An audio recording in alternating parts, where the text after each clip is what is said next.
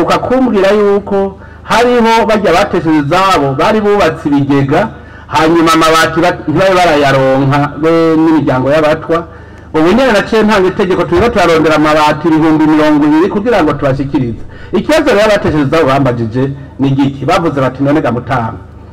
jewe mbe mu nzu y'amabati nje kuba muri Nyakatsi kugira ndamubise ndemera kwa handi atari iwanje mugabo none nawe yampanuye ngende kuba muri Nyakatsi va mu nzu y'ati ico ni kibazo cyane bambajije ndavuga nanjye uzokwemera kusta mwitongiwe koko nta kibazo cy'umutekano w'iki kihari ntaco bigeze bambaza ntuzokwemera kusta mwitongiwe akubaka ikigega nanjye nzomuha amabati ubu rero bubatse ibigega twarabahaye benshi turabaze kubaha mu Kayanza twarabahaye n'ubu hariho abubatse ibigega mwumva ko ndiko ndabagurira amabati ico naraciyemeje uzokubaka ikigega wese ncadamuha hariho rero abandi babajije bavuze bati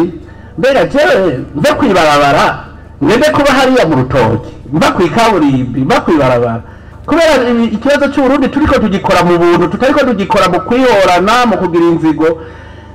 mwumva yuko turiko turafashanya twese kugira ngo gitore umuti rero bavuze bati none bizogenda gute ni ivyo nyene turiko turakora kandi ndabona aho bimaze kugenda neza hanyuma handi abaja mu mwonga bavuga ngo sinova kwibaraje mu mwonga twebwe ubutegetsi bw'igihugu nibwo buca buraba ingene tushaka kuronka iki aho tushira ikigwati mu matongo ya leta bakabayo bose aba mu myonga dusanze ari mu myonga y'amajana 5 naho badeplace gasaga ni 200 n'imiryango y'abatwa 100 kikaba ikibazo dushobora guha abantu 1000 duca tubashirayo bakabayo